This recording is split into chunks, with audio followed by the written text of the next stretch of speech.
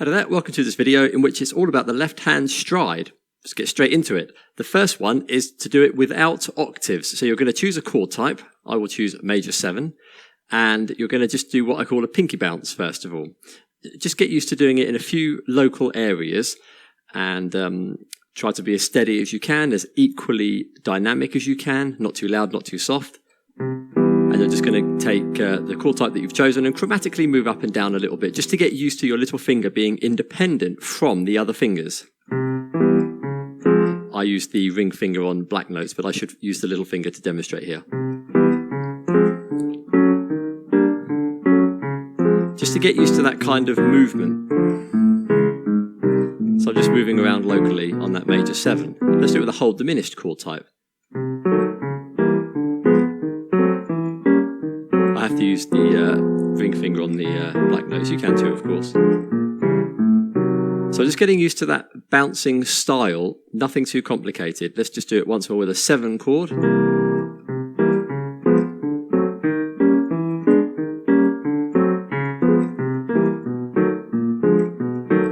So just get really used to doing that. If you want to introduce a right hand, you can.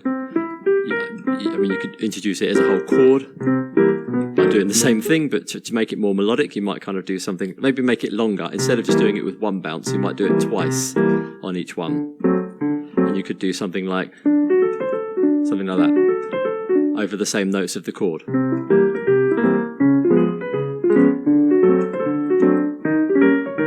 Something like that with a whole diminished. And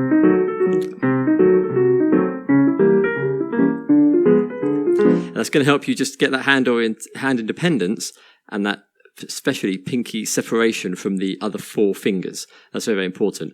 Moving on to the next stage, you're going to do a simple octave jump.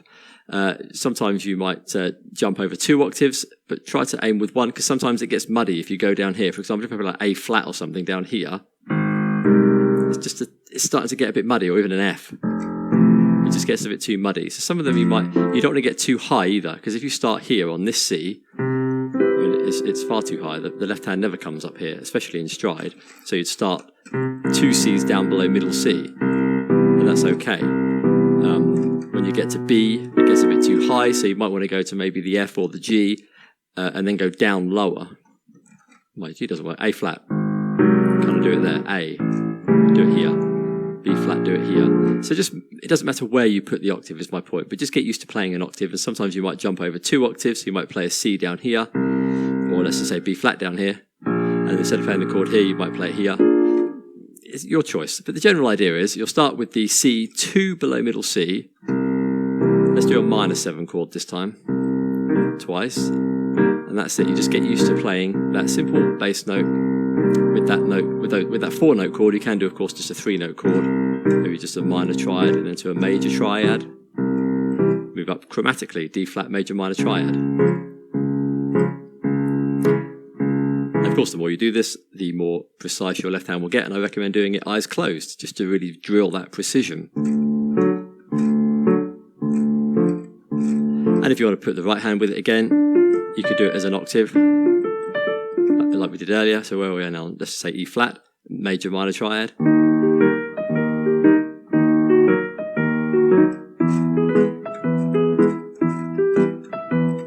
Nothing too hard, I don't think, but it's really going to give you that skill, that hand independence. Very, very exciting to be able to do that, I hope you'll find.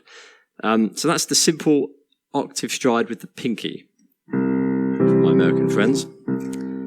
So the next thing to do is to do that with a closed octave. So exactly the same kind of idea. Apply that simple right hand if you want, but the left hand this time is not just going to play with the little finger, it's going to play with the thumb as well on the octave. So let's do a 6th chord this time. So there's a lot more opening of the hand. It's kind of like a lung. It's like open, closed, open, too much, open, closed, open, closed. It's a nice feeling to have that in your fingers. It just happens. You play the octave, you play the chord, octave, chord. Let's just do some 6th chords here, chromatically. Of course, it's good to practice chords you don't know.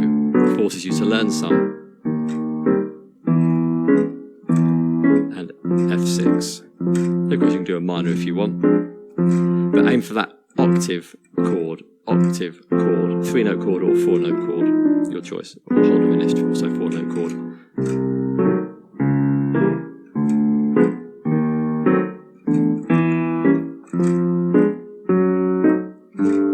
Etc. Now, instead of just having a closed octave, you can have an ascending octave or a descending octave.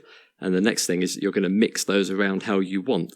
So I'll take this time, just do a 7th chord this time. Have you done a 7th chord? And you'll do the ascending first. So little finger first, and then thumb, then the chord. But it's and 1, and 2, and 3. So the little finger is doing the and. The little finger is not beat 1. It's not going 1 and. That puts you out of sync. It's like and 1, and 2, and 3, and 5. It's the thumb that's playing the beat 1. So that's the ascending octave, and of course the descending octave you'll have to start with the thumb. Let's do a major 7 again.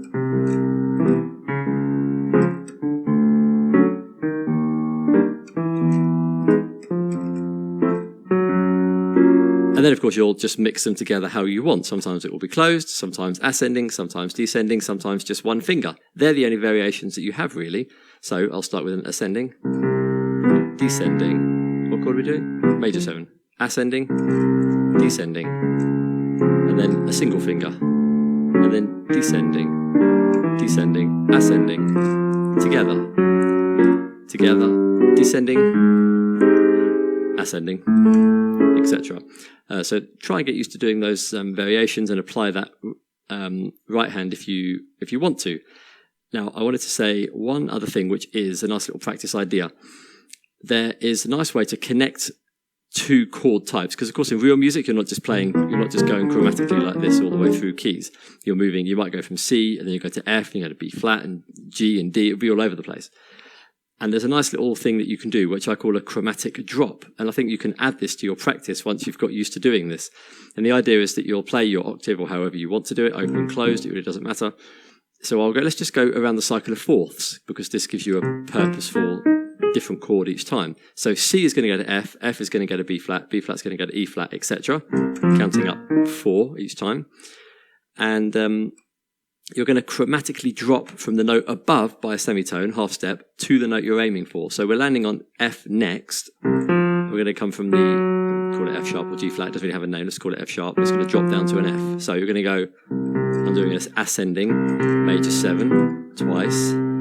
Let's just do it for a whole bar, actually. And then you're going to go F sharp, F, and that one I ascended to. So just do that and you'll see what I'm doing. B down to B flat, there's a descending one, and then E flat to E flat, E to E flat quickly is 2 octaves, and then a descending, and then we're going to go to A flat, so I might go, normally we have to do it quickly, so it's harder to go like doing it 2, like that's quite hard, so maybe just do it at the same time, and nice descending, we go to E flat, do a 7 as a descending. You see, so it's just a nice little thing to do. And then to take that even further, you can do chromatic connections, I call them. So you'll have to use the timing for this. It kind of doesn't matter what notes you use on the way to where you're going. I mean, you can really just make it how you want. But it has to be where you are, beat 1, 2, 3, 4, and then beat 1 has to be where you're arriving. So if you're doing that in fourths, 1, 2, 3, 4, it's a nice thing to do between the 2 and the 3 to go over the minor. So in the key of F, it would be F and G, A flat, which is the minor, then A, and that gets you to B flat on time. B flat would be B flat, C, D flat, which is the minor, D lands you on E flat in time, etc. So let's do a 7 chord. 2, 3, 4, 1, descending, 2, minor, 3, B flat, dropping. So there's a nice thing to do there as well. When you're playing actual repertoire, that's what happens. If I just play my sort of infamous demonstration song of Fly Me to the Moon, everyone knows it, I'll do the left hand, you'll see what's happening. See, I started with a descending bass there. Do you see how I did the chromatic drop with just one finger?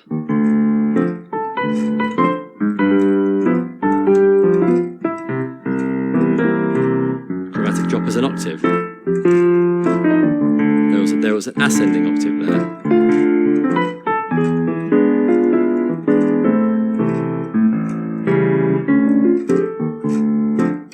There's a descending one. I don't want to keep playing the melody, but you get this descending one. It's hard to do it talk at the same time, but you get the idea. I'm mixing them as I go along. Sometimes it's an octave drop. Sometimes it's single note. Sometimes it's ascending. Sometimes it's descending. You get the idea. So if I do it without talking.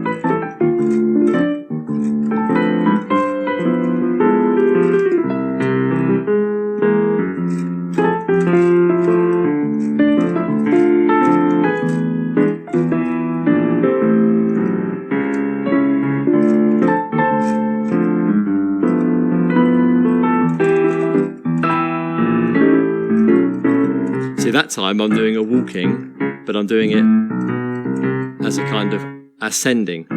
That came out naturally, but I'm going to land on the D on beat 1. So it's a nice thing to play around with, though. I recommend doing it with, of course, repertoire that you're working on, the 2-5-1 stuff, etc., or the cycle of fourths, C, F, B flat, E flat, A flat, D flat, G flat, B, E, A, D, G, C. So that's a nice thing to do as well. So lots of left-hand stride stuff there, apply it to lots and lots of things, and hopefully it's been of use to you. As always, likes, comments, subscriptions are always welcome. Have a look at my video management website, Water Pianism Syllabus, perhaps Patreon, or my playlists, and I'll see you in the next video. All the best, and bye for now.